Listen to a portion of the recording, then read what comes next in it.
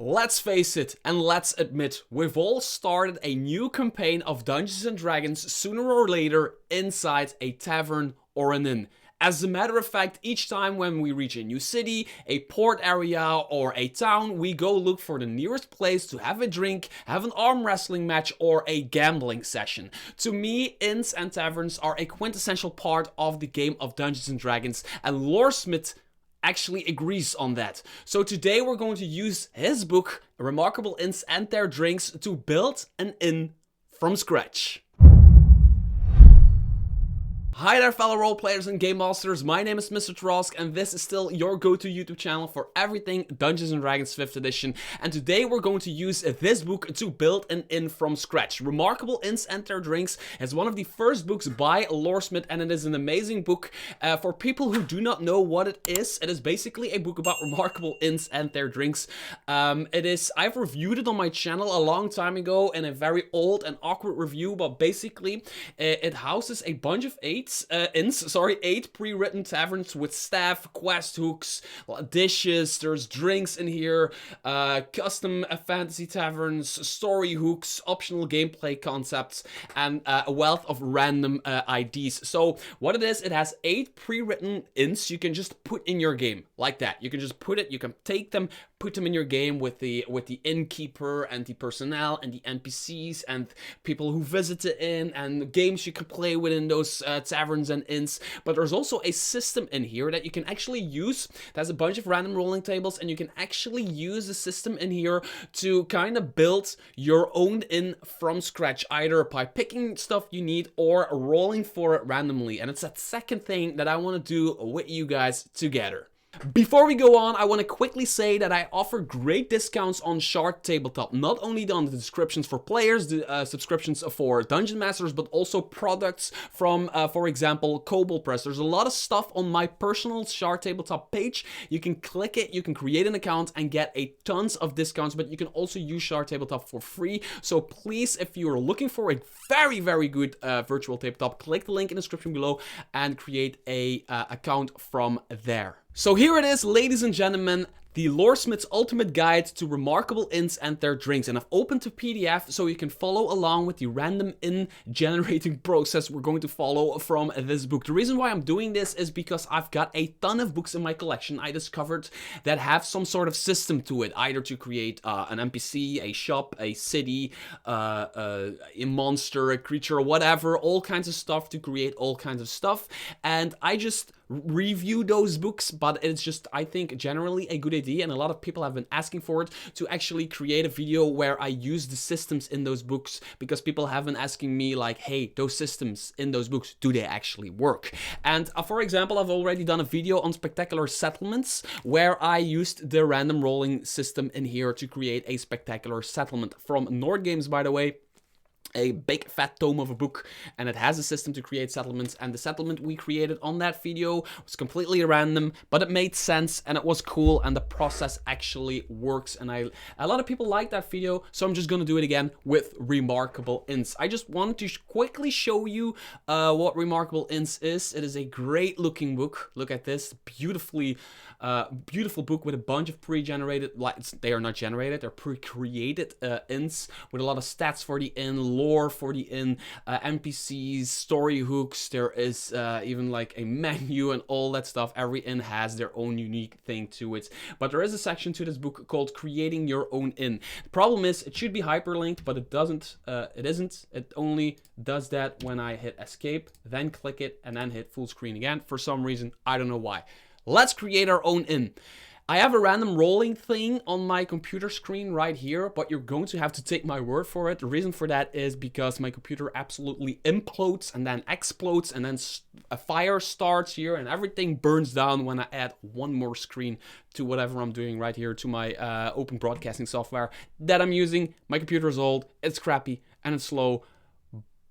So take my word for it. My dice are not here, so physical dice, so I'm going to use this. So we're just going to start with randomly rolling, but there could be a bunch of, I don't know, there could be a bunch of rolling tables that we get a result that doesn't make sense with what we rolled before, so we have to like adapt there, but we're just gonna try it out, right? So let's roll on a D10. And I got a 10. I got a 10. So our inn is built with sandstone. So we know it is actually, and we see camels and this Egyptian style artwork. So it really makes sense that it's made out of sandstone. And now I can choose whether or not to have another random location, but that wouldn't necessarily make sense. Are we going to do it? Let's do it. Let's just do it. Let's just roll another time. Boom. I got a 6. A 6 is, what does it say? A desert. Okay. Made out of sandstone in a desert. And normally next to sandstone, it says oasis.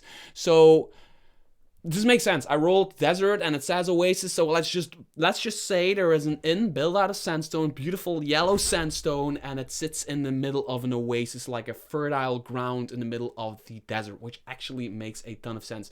Then there's a random rolling table, and I'm going to just make myself a little bit smaller here, just so you can follow along. There is to see there's unusual locations, so you can even have like underwater or floating in the sky or encrusted into a volcano, like in a rushing river amid a planar rift. So all that stuff, but we're just gonna not use that right now. There's also a name generator, so I guess you roll 2 times on a d20. So let's just try that out. And then we have a 4, which is the hidden, and we have a 19. Which is Duke, the Hidden Duke. Ha! It's actually cool, the Hidden Duke. My last name is Dutch for Duke, which is cool. So it's the Hidden Duke. So I'm the innkeeper, right? No, it's the Hidden Duke. Actually makes sense because we have an inn built out of sandstone in an oasis in the middle of the desert. So we could have it hidden.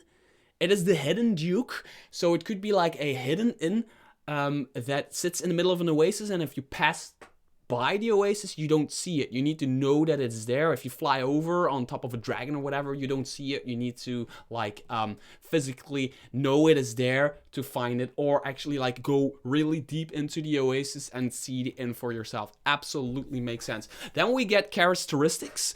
We can roll on a d20. So let's just try it out. We're just gonna do it. So as you can see, there are like a ton of things you can roll, but we're just gonna roll. And of course, if it's hidden, it wouldn't make sense if I rolled 1 because it says common folk, and well, common folk wouldn't know there is a hidden in there, so that would kind of break the immersion. So if I roll a 1, I'm just gonna roll again. I've rolled a 13, which is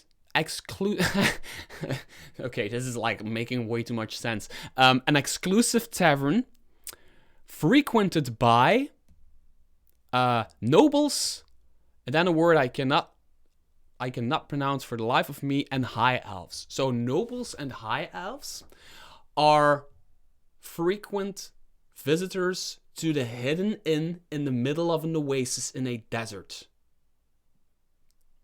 Really makes sense because the nobles and the high elves are the only ones who know the inn is right there in the middle of the desert in an oasis. That absolutely makes a crap ton of sense. It is, yeah, it is just really weird.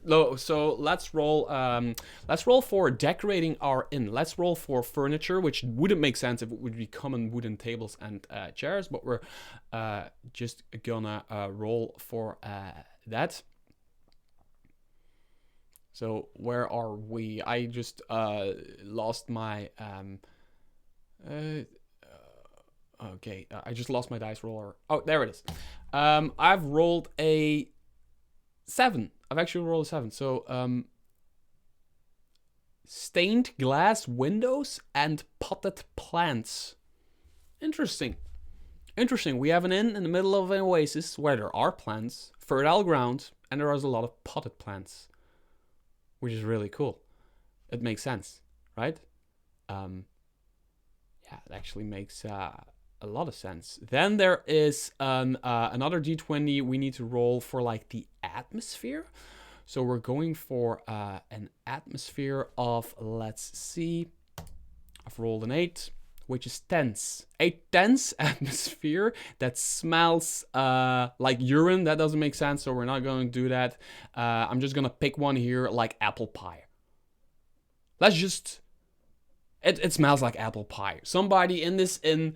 I just like apple pie very much myself. So somebody in this inn knows how to create very good apple pie. But the cool thing is, it is a tense atmosphere. And this makes sense because there's a lot of nobles and a lot of high elves in here. It is hidden. It's a secret thing. So there's probably a bunch of nobles and rich people and politicians and everybody sitting everywhere a little bit. And everybody has like their own political agenda, so there's always like people plotting schemes, maybe against each other or with each other. So there is this atmosphere of everybody is trying to accomplish something, but it's tense because some people might be wanting to accomplish the exact opposite as another person across the inn. Absolutely cool. Yeah. Then there is a rolling table that says 100 memorable things to characterize your tavern. I'm not gonna roll for that per se. I'm just going to look at what we got. For example, all occupants are dead. You don't have to roll on all tables. So that's a great thing with systems like this. You roll to get that inspiration and to get those creative juices in your head flowing to create this inn or to create whatever you're creating. And then when you get like to these memorable things, you can roll for that just to see what you get. But if you don't like it, you just roll again or you pick and choose from it. There is squeaky floorboards who sound weirdly like small children. Weird stuff. Your innkeeper is actually the king. He likes to work with the locals. Everybody sits on the floors with their legs crossed. You must kiss a long sword upon entry. Oh, there could be like this actually makes sense. You must kiss a long sword upon entry. There might be this special sword, like a beautiful thing, like Excalibur type thing, and everybody who comes in must kiss it because it's like the thing that everybody worships. And it might be like the point where everybody who comes in might have to give like donate their weapons, take them off, put them on a table somewhere, and they get them back when they go outside. But they all kiss this one sword as some. It's like a sign, like I've given you all my weapons, and if I haven't, then might you strike me down with this great sword that I just kissed. Something like that. There's a bunch of really weird things on here. I flipped through them before, and like the inn is constantly moving. You could enter in one village and leave in the next. That's cool stuff. But these are just memorable things you don't necessarily have to roll on, right? So then there's creating your own innkeeper and servants. So we have this sandstone inn in the middle of an oasis that is frequented by nobles and high elves, and it is hidden. So only the nobles and the high elves know where it is. Upon entry, they have to give away their weapons. They put it on the table and kiss a very beautiful long sword. It's just a thing they do. A ritual they do just to prove that they've maybe there's a spell on that long sword, and if you kiss it but you're still wearing any type of weapon, you take 2d10 damage. That's cool. That's actually, I just made that up on the fly just by using this book. And that's the cool thing about these systems. Again, I'm getting inspiration just from using this. So you come in, you put all your daggers on the table, but you leave like one dagger in your sock, and then you kiss this sword, and then boom, you take like 2d10 lightning damage or whatever from this sword, because you're still wearing weapons. Cool thing, right? So let's roll on a d20, which is a 12. The personality of the innkeeper is greedy. And they have a freckled skin. Freckled skin is like just a exterior thing, but the greediness, they could be greedy. Why not? It is a inn for noble people. It is an inn for people who have probably have a lot of money, and high elves who've lived a long time, so they probably have a lot of money. Then we're rolling again for clothing.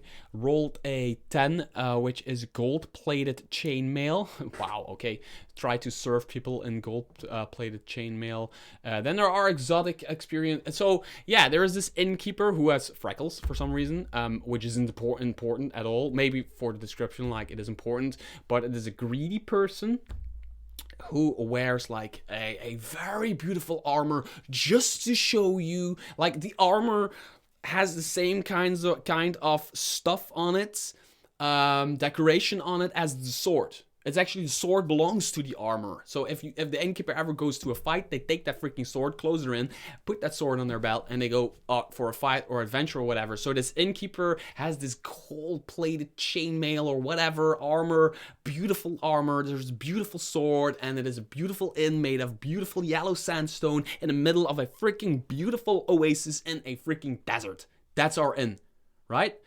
Then there is an entire system on deepening our NPC, giving them secrets. For example, there are,